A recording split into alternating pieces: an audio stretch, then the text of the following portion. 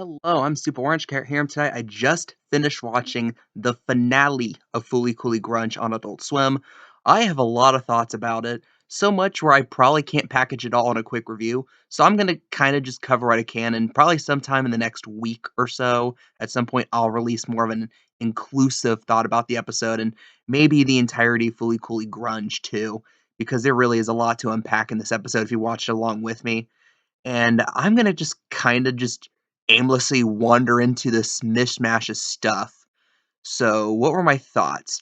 First, again, this episode starts off kind of similar to the first two, where it's focusing on one of the three main characters of the show. This time it's Orinoko's turn, and she's definitely got, I would say, the saddest backstory. Basically, mom died a while ago, and like the father is clearly sickly. And during this episode, it feels like an after school special with, oh, the dad died, but his last thing he made was this amazing katana. But and, like the mother's memories were all in the robot the whole time. Like it's like the movie, it reminds me way too much of that movie AI from like 20 years ago that everyone forgot, but they spent a bagillion dollars making at the time.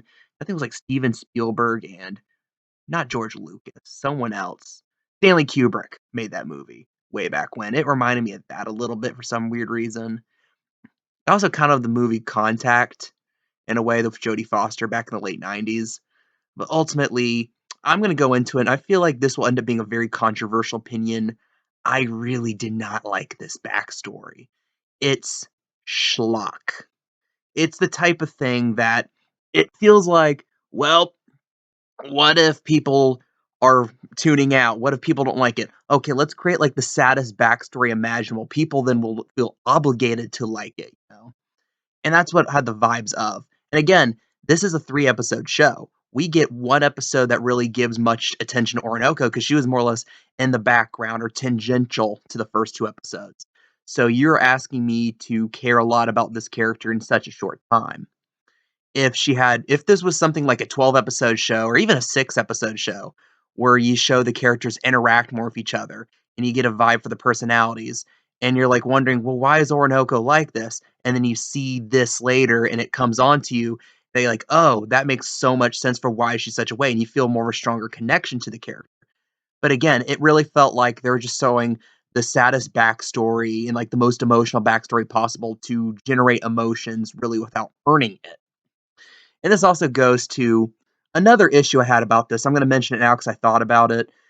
They got way too Haruko heavy in the show. And it's kind of the similar issue that Fully Coolly Progressive had.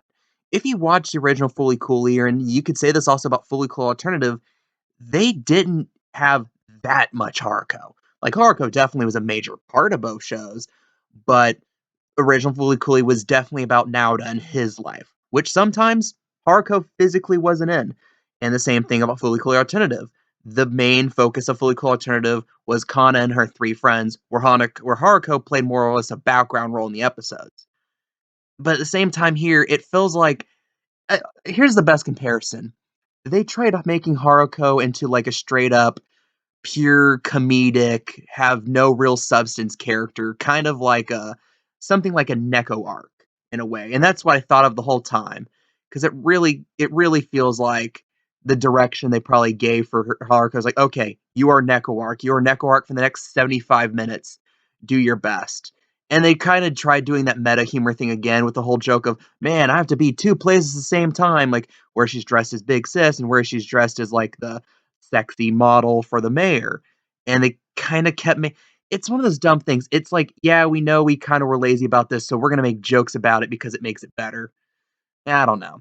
But okay, I've been saying a lot of negative stuff. Let me cover some of the things I did like about this episode in general.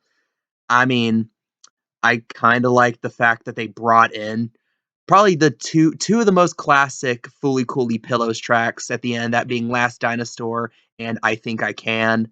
But at the same time, the ending like fight sequence had way too many damn references to the original again. That's a problem Fully Coolly Progressive had. He mentioned that one because Fully Coolly Progressive was the initial sequel that I felt like did things wrong, while Alternative, although not an amazing anime, I felt did things much more right and felt more like a worthy successor to Fully Coolly. Grunge trended more towards progressive for me. Is it as bad as Progressive was? No, because I could still look back and I feel a greater sense of watchability in Fully Coolly Grunge than Fully Coolly Progressive. One, it's shorter, and two, the fact that the three main characters I ultimately end up liking. I know I said all this stuff about Orinoko, but I like her as a character. I like her as a personality. I felt like they tried giving her the most like saddest backstory to generate really unearned emotions. And that's one thing I really kind of ground my gears a little bit, I suppose. Ultimately, though, Fully Coolly Grunge, definitely not the worst Tanami original, but I'm not gonna put that high up on the shelf as a it's not a trophy show. You're not gonna hang some banners up in the rafters at Adult Swim over this show. It's like a 5.5, maybe a 6 out of 10.